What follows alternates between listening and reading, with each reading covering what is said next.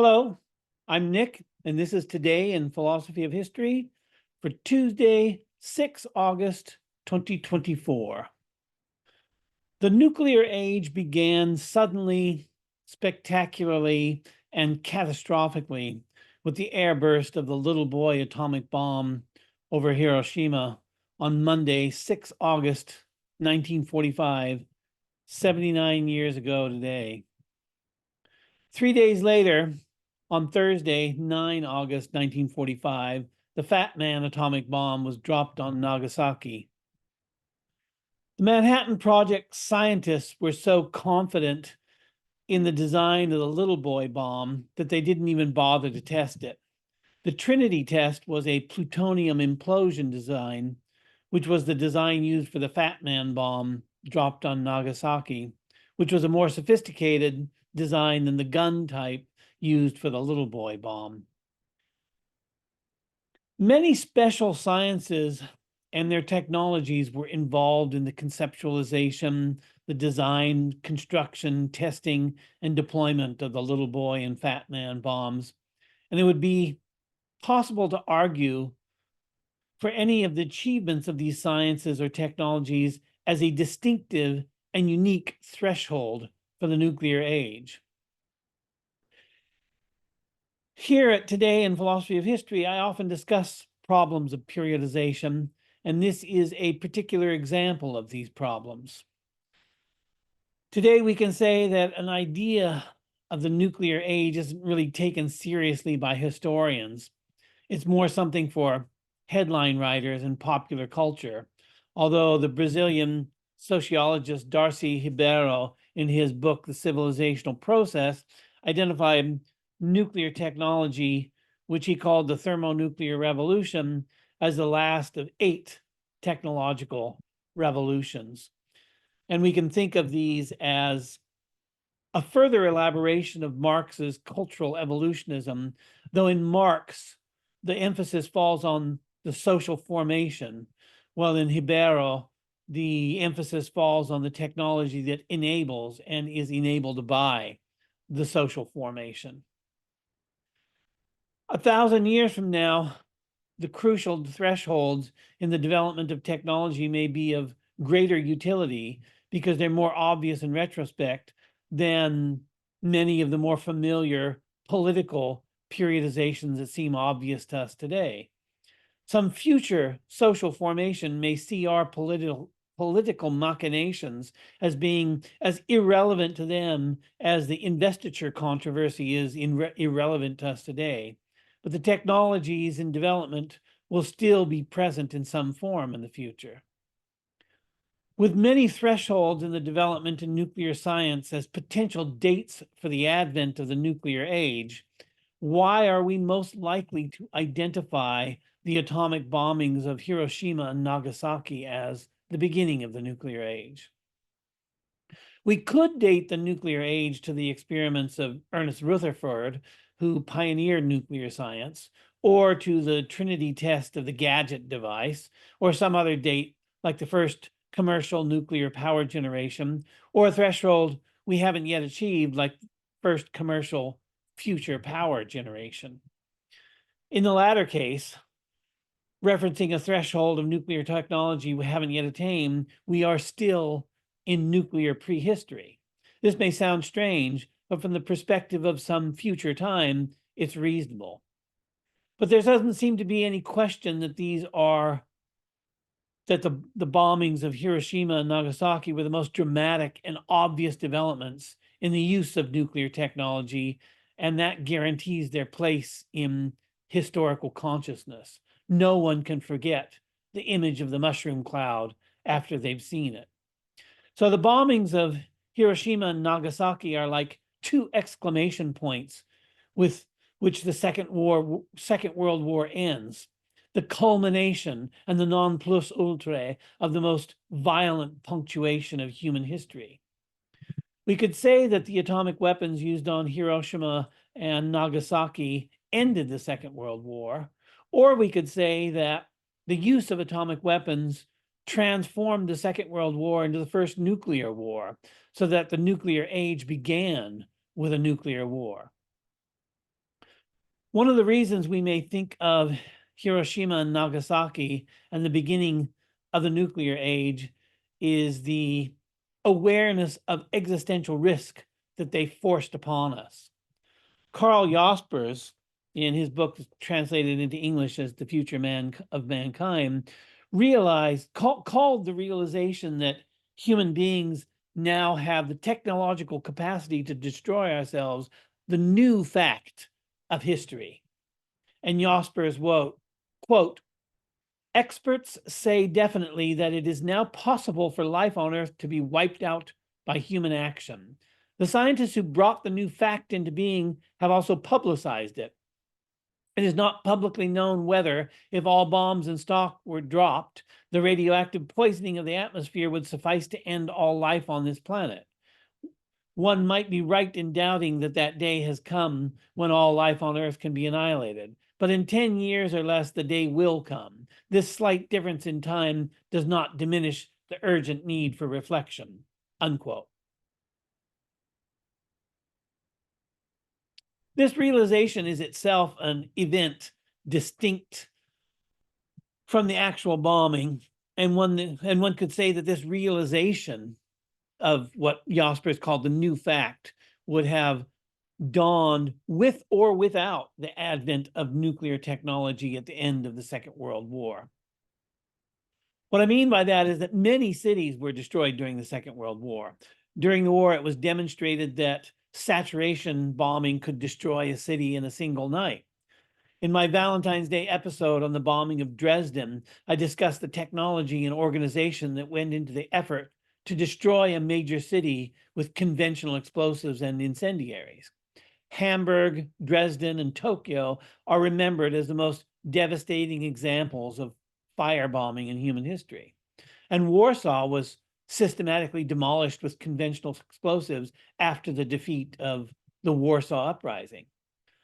Destruction on this scale requires significant resources. Oppenheimer rightly pointed out after the war that the difference between Dresden and Hiroshima was a matter of cost. Quote, "In this past war, it cost the United States about $10 a pound to deliver explosive to an enemy target. 50,000 tons of explosive would thus cost $1 billion to deliver. Although no precise estimates of the cost of making an atomic bomb equivalent to 50,000 tons of ordinary explosive in energy release can now be given, it seems certain that such costs might be several hundred times less, possibly 1,000 times less. Ton for equivalent ton, atomic explosives are vastly cheaper than ordinary explosives. Before the conclusions can be drawn from this fact, a number of points must be looked at. But it will turn out that the immediate conclusion is right. Atomic explosives vastly increase the power of destruction per dollar spent, per man-hour invested. They profoundly upset the precarious balance between the effort necessary to destroy and the extent of the destruction." Unquote. For Oppenheimer, Hiroshima and Nagasaki were proof of concept that it was possible to destroy cities quickly and cheaply. Once the US has shown that it was possible, other nation states, knowing it was possible, would make the necessary investment to acquire the same capacity. And he was right, and so the arms race began. The use of atomic weapons in warfare, followed by the Cold War and his arms race, fueled a form of apocalyptic thinking that was at once both familiar and unfamiliar, being both ancient and modern.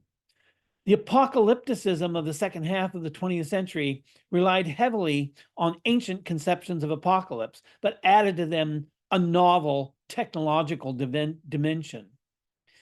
There's a human fascination with the technology that we have managed to create, and the more advanced this technology becomes, the more entire populations are drawn into their construction and maintenance. While Oppenheimer rightly observed that atomic weapons greatly reduce the cost of apocalyptic scale destruction, it's nevertheless true that it takes a society of a given degree of complexity, organization, and sophistication to build atomic weapons. The industrial infrastructure of a civilization entire is necessary to build nuclear weapons or to wage nuclear war. We can employ this industrial capacity to spend $1 billion with conventional bombs and aircraft to destroy a city, or we can invest a proportional quantity of our resources into building the extensive infrastructure necessary for atomic weapons and then deliver the blow with a single warhead. In addition to the fascination with technology, there's a fascination with apocalypticism itself, the end of the world, as it were. We could say that human history truly began only when human beings imagined the possibility of its end, so that history grew out of the realization of its own provisional, temporary, and finite nature. To have this perennial apocalypticism revived in a newly grotesque technological form is something of a rebuke to modernity and technological society. The most modern among us have imagined that in creating a modern society, we can simply leave behind the parts of our past best left undisturbed. But as it turns out, we not only disinter the most troubling aspects of our past, we make them new again, giving them new life and a modern form. How we can identify progress in history when every advance appears in parallel with a proportional advance in our capability for destruction, terror, and death is a question unanswered by the Enlightenment. Western history since the Enlightenment has been understood as a narrative of progress, but this obligatory reading of history in terms of progress comes at a cost. The Enlightenment throws a shroud over war, violence, pain, and death, and proceeds to reform the world as if these things were an embarrassing afterthought, better left unspoken, rather than the central experiences of the human condition that they are. At most, they are technical problems, someday to be solved by science when we possess the means to do so. In the meantime, they are abandoned to silence, being dead ends of Enlightenment thought that map to nothing else in the Enlightenment mentality. But after the Enlightenment reforms have been enacted and the world has been transformed, the war and the violence and the pain and the death are still there. And in some cases, they're worse than before, having been facilitated by the rationality prized by the Enlightenment. We have made the horrors of the paintings of Bosch and Bruegel real. Cities in flame from destruction rained down from above. We have manifested our horrors and our nightmares in the actual world. Given that human beings have had apocalyptic intimations since the ancient world at least, it would be interesting to attempt to find the ultimate source of apocalypticism. Perhaps it has its origins in what Freud called the death drive. That would make apocalypticism a human, all too human phenomenon, even a psychological phenomenon. It would be a worthwhile philosophical exercise to analyze the claims of the Freudian death drive, here employed as an historical explanation in terms of Husserl's critique of psychologism. But for the moment, I will leave that as an exercise for the listener.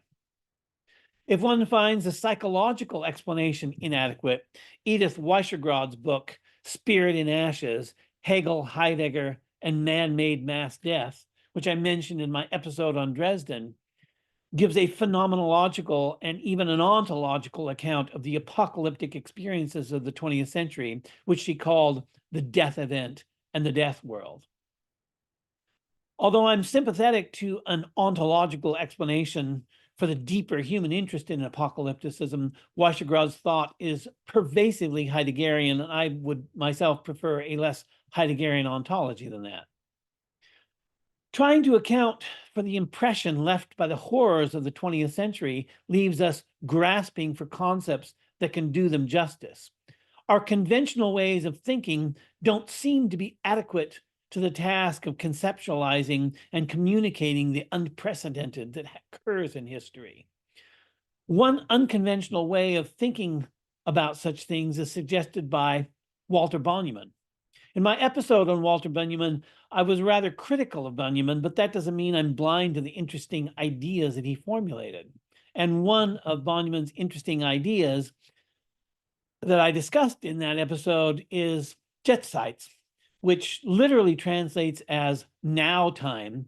But if I were translating Bonneman, I would use an entirely different term from any of those used in translations to date, so as to suggest the distinct conception he was trying to get across. For example, something like transcendent moment or universal moment. In my Benjamin episode, I quoted Benjamin's friend Ernst Bloch, who gave a better exposition of jet sites than Bonneman himself because he, did actually attempt an exposition. Bonneman just throws it out there for us and is up to the reader to try to make sense of it. And in his On the Concept of History, Bonneman wrote, quote, "Now time, which as the model of messianic time summarizes the entire history of humanity into a monstrous abbreviation, coincides to a hair with the figure which the history of humanity makes in the universe," unquote. And Bonneman wrote that the historian, quote, "records the constellation in which his own epoch comes into contact with that of an earlier one. He thereby establishes a concept of the present as that of the now time, in which splinters of messianic time are shot through." So here in these two passages I've quoted, I'm translating it as jet sites of now time. Bonneman also calls it messianic time. But like I said, I think it'd be much better translated in some other way. And Bonneman's mentions are a little more than gnomic utterances and not really philosophical claims. But if we extract Bonneman's now time from his theology of history, we can, I think, derive something valuable from his rant. For my example, I turn to a man as temperamentally distinct from Bonneman as can be imagined. Jacob Bronowski described a universal or transcendent moment, but he did so in a way that was paradoxically ideographic.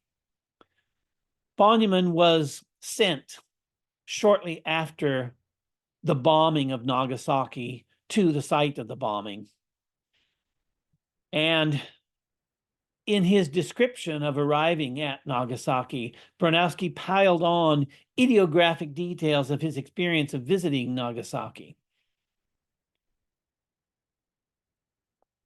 Quote, on a fine